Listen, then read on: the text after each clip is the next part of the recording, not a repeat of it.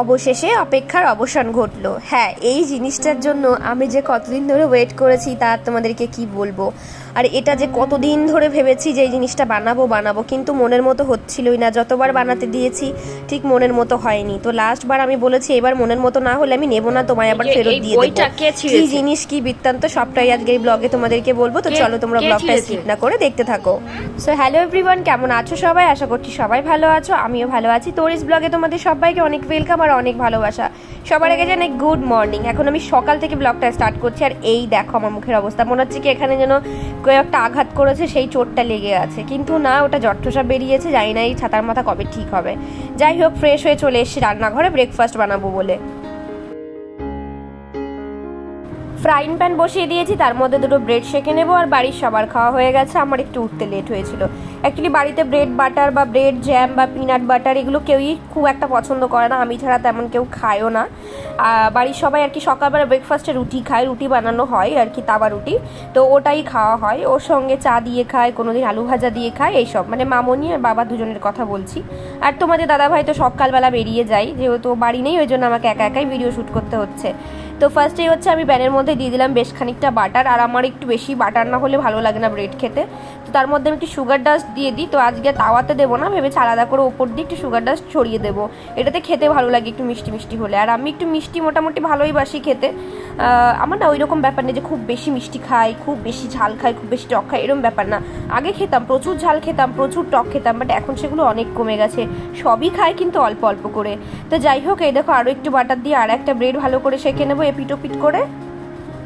আর ওই যে তোমাদের বললাম বাড়ির সবার খাওয়া হয়ে গেছে, তো আমার জন্য একটু চা ছিল, সেটাই গরম করতে বসিয়ে দিলাম। তোমরা অনেকেই বলেছো দিদি গরম করে চা খাবে না, এটাতে ভালো না আর কি শরীরের পক্ষে, কিন্তু কি করব বলো, দুবার করে তো আর দিদিকে বলা যায় না যে আমার জন্য আবার আলাদা করে পরে চা বানাও, ওই জন্য। আর মাঝে দুদিন লাল চা খেয়েছিলাম তোমাদের কথা মতো, কিন্তু তারপরে বিশ্বাস করো বড্ড কষ্ট হচ্ছিল, দুধ চা আমি ছাড়া খেতেই পারি না, মানে খুব প্রবলেম হচ্ছিল, যার জন্য আবার সেই দুধ চাটা স্টার্ট করলাম। তো দেখো এখানে বসে গেছি খেতে, খেয়ে দিয়ে তারপর হচ্ছে চিনিকে একটু পড়াতে বসবো। ও তার আগে যাবো একটু বাজারে, আমার কিছু জিনিস নেওয়ার আছে।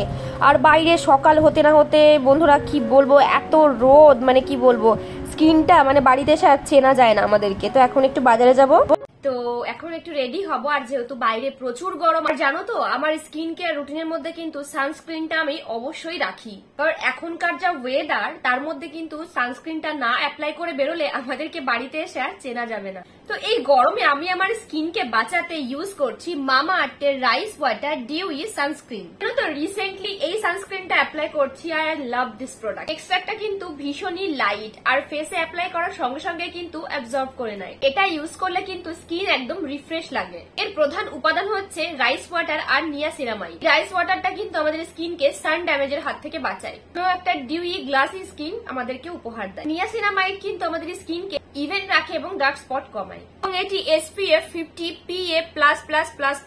আরো বলে রাখি এটা কিন্তু মেড সেফ, ডার্মাটোলজিক্যালি টেস্টেড এবং অল টাইপ স্কিনের জন্য সুইটেবল। আরো বলে রাখি মামা আর্থের কিন্তু আরো কয়েকটা সানস্ক্রিন রয়েছে, যেগুলো কিন্তু যার যেরকম স্কিন সেই টাইপের স্কিন অনুযায়ী ইউজ করতে পারো। সেগুলো হচ্ছে, এটা হচ্ছে মামা আর্থের vitamin C daily glow sunscreen, এটি সান প্রোটেকশন ও রেডিয়েন্সের জন্য ইউজ হয়।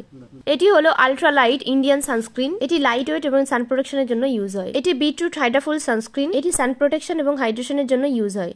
এটি উপটান ডিট্যান সানস্ক্রিন, এটি স্কিন ডিট্যান এবং ব্রাইটনিং এর জন্য ইউজ হয়। আর একটা দারুণ ব্যাপার কি জানো তো, মামা আর্থ এখন থেকে তোমাদের নিজস্ব মতামতকে প্রায়োরিটি দিচ্ছে। তারা তাদের প্রোডাক্টগুলোকে আরো ইমপ্রুভ করছে, সেটা শুধুমাত্র তোমাদের ফিডব্যাকের উপর নির্ভর করে, এবং তারা আরো বেশি রিসার্চ করে প্রোডাক্টগুলোকে আরো বেশি বেটার করে তোলার চেষ্টা করছে। মামা আর্থের সমস্ত প্রোডাক্ট তোমরা পেয়ে যাবে মামা আর্থের নিজস্ব ওয়েবসাইটে, এছাড়াও তোমরা অনলাইন অ্যামাজন, ফ্লিপকার্ট, নাইকাতেও পেয়ে যাচ্ছ।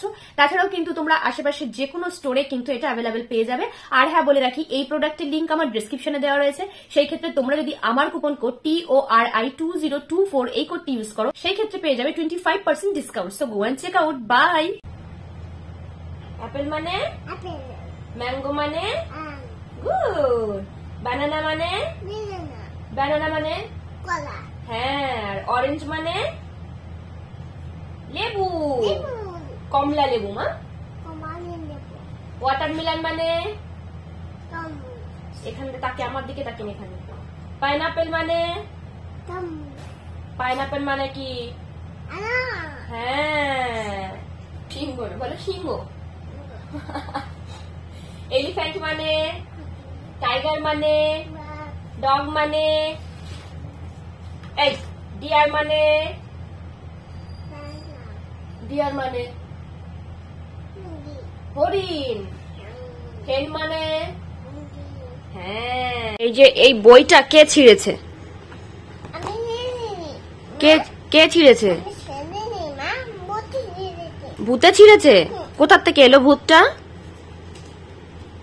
খাটের নিচ থেকে? তুমি ছেড়োনি তো? সত্যি কথা, তুমিই ছিঁড়েছো? কেন ছিঁড়েছো? এমনি ছিঁড়বে বই? মন থাকবে?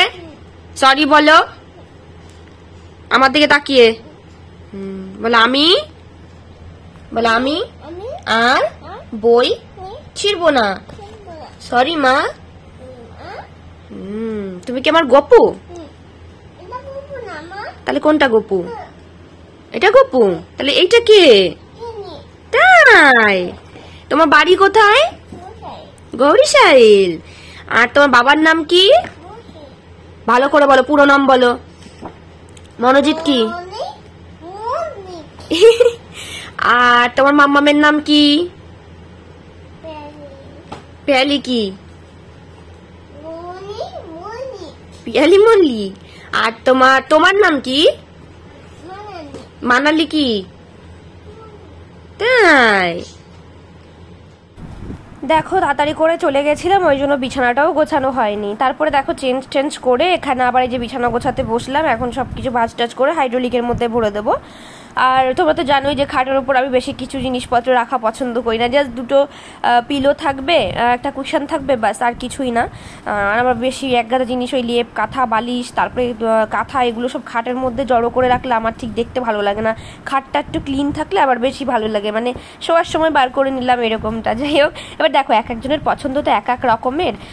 অনেকে পছন্দ করে, অনেকে জায়গা শর্ট থাকে, রাখার জায়গা থাকে না, তো সেই ক্ষেত্রে রাখতেই পারে বিছানার উপর, সেটা বড় কথা না। যাকগে, তোমাদেরকে আরও একটা কথা বলি, একটা জিনিসের জন্য অনেক দিন ধরে ওয়েট করছিলাম, তোমাদেরকে আর কি বলবো। যাই হোক, সেটা তোমাদেরকে লাস্টে দেখাবো কি জিনিস। দেখো এর মাঝখানে চিনিকে স্নান করালাম, নিজে স্নান করে তারপরে পুজো টুজো দিয়ে কিন্তু খাওয়াও হয়ে গেছে।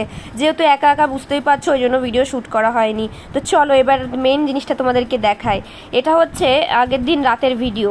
তো যাই হোক, আমার খুব ইচ্ছে ছিল যে আমার কোমর হাইট হবে, এত বড় একটা করে ছবি বাঁধাবো, আমার আর তোমাদের দাদা ভাইয়ের একটা ছবি। তো অনেকবার বানাতে দিয়েছি, কিন্তু ওই টোটন ভাই বুঝতেই পারিনি আমার কথা। তো ছবিটা ঠিক আমার মনের মতো হয়নি। যেটা দেখেছো আমাদের ফ্যামিলি পিকচার আমাদের বেডের ওপরে লাগানো, ওটা আমি চাচ্ছিলাম অনেক বড় করতে, কিন্তু ওরা ঠিক বুঝতে পারিনি মানে আসলে আমি কত বড় চাচ্ছিলাম। তো তারপরে এবার এই অ্যানিভার্সারির সময় বলে দিয়েছিলাম যে আমার এই কোমর হাইট অবধি যদি ছবি না হয় আমি ছবি নেবো না, তুমি নিয়ে গিয়ে তোমার বাড়িতে টানিয়ে রাখবে। তো যাই হোক, এরকম বলার পর বলছি ঠিক আছে বৌদি, আমি তোমার মনের আশাই পূর্ণ করবো, তুমি যেরকম চাইছো ওরকম ভাবেই করবো। তো এই দেখো আমার কোমরের থেকেও অনেকটা হাইট বেশি। তো খুব ইচ্ছা ছিল এরকম বড় করে একটা ফটো বাঁধাবো, জানি না কোথায় টানাবো, তবে মনে মনে প্ল্যান করছি ঘরের ডেকোরেশনটা একটু চেঞ্জ করব। এই ফটোটার জন্য ওয়েট করছিলাম, আর আমি বারবার করে দেখছিলাম কি সুন্দর করেছে ছবিটা, মানে এত ভালো এত ভালো। এই দেখো ছবিটা তোমাদেরকে একবার ভালো করে দেখায়, অনেকটা বড়।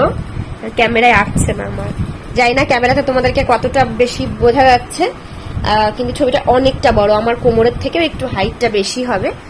তো এই হচ্ছে ছবিটা, খুব সুন্দর করেছে, খুব সুন্দর। আর তোমরা যদি এরকম ছবি বাঁধাতে চাও তো টোটনের নাম্বার আমি দিয়ে দিয়েছি আগেও ভিডিওতে। আমার সমস্ত মানে আমার বিয়ে, জন্মদিন, সমস্ত কিছু ফটোগ্রাফির কাজ ওই করে।